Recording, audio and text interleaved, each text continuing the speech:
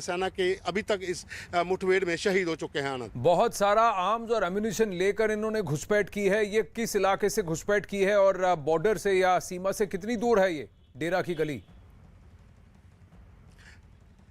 आनंद, देखिए पुंछ से कम भी ये दूरी जो है, पुंछ शहर से अगर हम एलओसी की बात करते हैं तो वहाँ से लगभग जो 75 और 80 किलोमीटर्स का एरिया पड़ता है। लेकिन ये रोड का एरिया है। जब हम बीच के नाले, जहाँ जो इन्फिल्ट्रेशन के रूट हैं, जहाँ से एलओसी से आतंकी पार होकर कश्मीर जाने की फिराक में होते हैं, वो थोड़ा कम पड़ जाता है। यही वजह है कि जो पहाड़ी नदियाँ नाले वहाँ पर हैं, उसी इलाके से घुसपैठ करके पहुँचे हैं। ये इन्फिल्ट्रेशन का ट्रेडिशनल रूट्स रहे हैं। पहले भी इस इलाके में आतंकी घुसपैठ करके एलओसी से इस इलाके की ओर जाते थे। पुंछ और मेंढर के बीच में जितने भी गैप्स पड़ते हैं, वहां से ये घुसपैठ होती है और वो सीधे कश्मीर के लिए निकलते हैं, जहां फिर पुंछ के लिए आतंकी पहुंचना। ये पुंछ शहर को क्रॉस करके आगे के इलाके में पहुंचे हुए थे, जहां पर ये मुठभेड़ अभी चल रही है। और ये माना जा रहा है कि ये जो इन्फिल्ट्रेशन है, ये 2-3 दिन पहले हो चुकी है। और भारी जो आतंकी थे, भारी मात्रा में उनके पास गोला बारूद हो सकता है, क्योंकि जिन लोगों ने मूवमेंट्स देखने के बाद सुरक्षा बलों को बताया था, उनके अनुसार 4 से 5 लोग थे जिनके पास पिट्ठू बैग बहुत बड़े बड़े थे और काफ़ी सामान उनके पास था। उसके बाद ही सर्च ऑपरेशन शुरू किया गया था। अनंत, कहीं ना कहीं इसमें ये साफ दिख रहा है कि आतंकी अपने साथ बहुत ज़्यादा गोला बारूद लेकर पहुंचे हुए थे, जिनको वहां पर गिरा गया है। क्योंकि जिस तरह की फायरिंग वहां पर हो रही है, जो आई विटनेस वहां पर जो सूत्र हमारे बता रहे हैं कि भारी गोलाबारी, मतलब कि आतंकी जो हैं वो जो राइफल ग्रेनेड से लेकर हैवी मशीन गन फायर जो है सुरक्षा बलों पर कर रहे हैं। 2-3 बातें हैं। एक की खबर मिल गई, सूचना किसी ने दी। दूसरा कि जम्मू कश्मीर के अंदर जबरन खलल मचाने पर उतारू है और पाकिस्तान और आईएसआई का जो आर्म्स है वो पूरी तरह से सक्रिय है। तीसरी बात, जैसा हमने उरी में घुसपैठ की कोशिश में देखा, वही हम यहाँ देख रहे हैं कि बिना उस तरफ सेना के और वहाँ पोर्टर्स के इतना असला बारूद लेकर के वहाँ से एलओसी क्रॉस करके भारत में घुसपैठ करना नामुमकिन है। यही जबरी टॉप पर के बारे में भी जब वहाँ पर हुआ था तो तब भी यही कहा गया था कि जबरी पोस्ट है, उन्होंने मदद की है उरी के अंदर घुसपैठ करने में। और यहाँ पुंछ में भी जो होगा, वहाँ का सामने का जो सेक्टर है, जो पोस्ट है, वो जब तक इनकी मदद नहीं कर रहा तो फिर ये अंदर नहीं घुस सकते।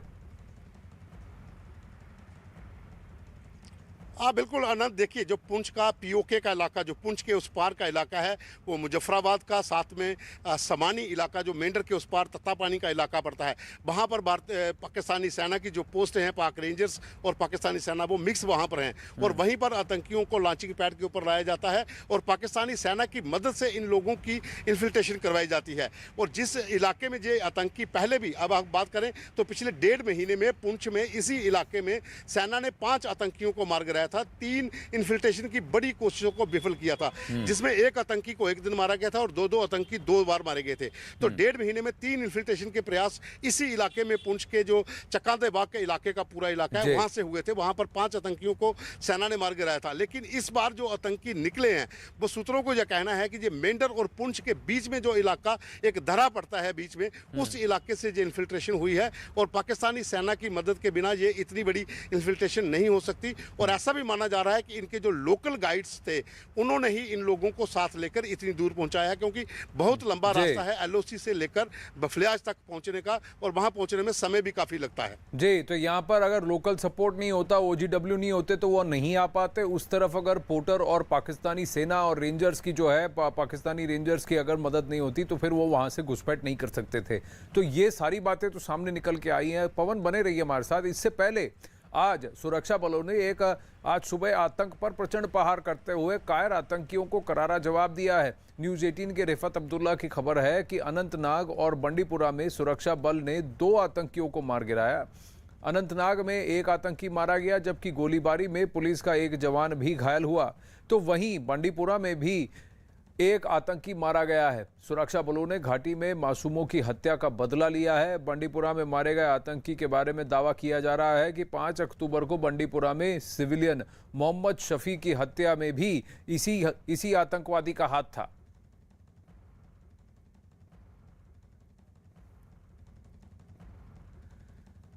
वापस जाते हैं, पवन शर्मा हमारे साथ हैं। पवन, तो क्रैकडाउन एक तरफ जारी है, दूसरी तरफ जो है ओजीडब्ल्यूज का राउंड अप भी जारी है, और तीसरी तरफ ये बर्फबारी और विंटर से पहले घुसपैठ का प्रकरण भी जारी है। यहां पर ग्रिड को और टाइट करने की जरूरत है, और कहीं ना कहीं अब ये सवाल उठ खड़ा होता है कि क्या उनको घुसपैठ करने दिया जाए कि जहां से वो निकल के आ रहे हैं वहीं उन बिलों को उड़ा दिया जाए? देखिए आनंद, इस समय अगर हम हालात करें कश्मीर के भीतर, खास करके जम्मू कश्मीर के भीतर, इस समय पाकिस्तानी सेना, पाकिस्तानी खुफिया एजेंसी आईएसआई पूरी तरह से लगी हुई है किसी न किसी तरीके से यहाँ पर हालात को ज़्यादा से ज़्यादा बिगाड़ा जा सके।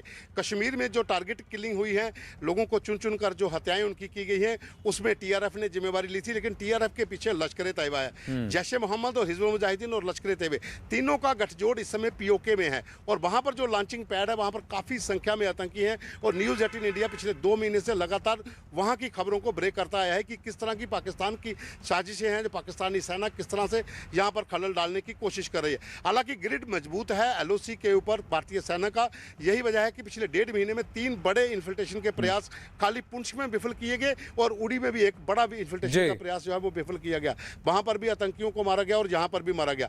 लेकिन बीच में कुछ ऐसे दरे पड़ते हैं, कुछ ऐसे इलाके हैं यहां से जो OGW हैं, जो लोकल गाइड्स होते हैं, उनकी मदद से कुछ ना कुछ आतंकी निकलने की फिराक में रहते हैं और कुछ लोगों को कामयाबी मिल जाती है। क्योंकि पाकिस्तान की तरफ से अगर हम बात करते हैं तो अखनूर से लेकर पुंछ तक लगभग 160 के करीब ऐसे नदी नाले हैं जहां से इन्फिल्ट्रेशन होती रही है, जो इनके ट्रेडिशनल रूट्स रहे हैं। वो चाहे दरिया मुनावर हो या फिर दरिया पुंछ वाला पुलस्त नदी हो, बहुत से ऐसे नदी नाले हैं जहां से ये पहले भी घुसपैठ करते आए हैं और इसी इलाके से घुसपैठ करके आतंकी जो यहाँ पहुंचे हुए थे, इन लोगों को लोकल स्पोर्ट्स के बिना बफलियाज तक पहुंच पाना बड़ा मुश्किल था। और कहीं ना कहीं जो लोकल एजेंसीज हैं, सेना का तो ग्रिड मजबूत है, लेकिन कहीं ना कहीं जो लोकल एजेंसी हैं वो इनको ट्रैक करने में विफल रही हैं। यही वजह है कि इतने किलोमीटर दूर ये आतंकी इतने असले के पास पहुंच जाते हैं और एक घने जंगल के अंदर शरण लेते हैं।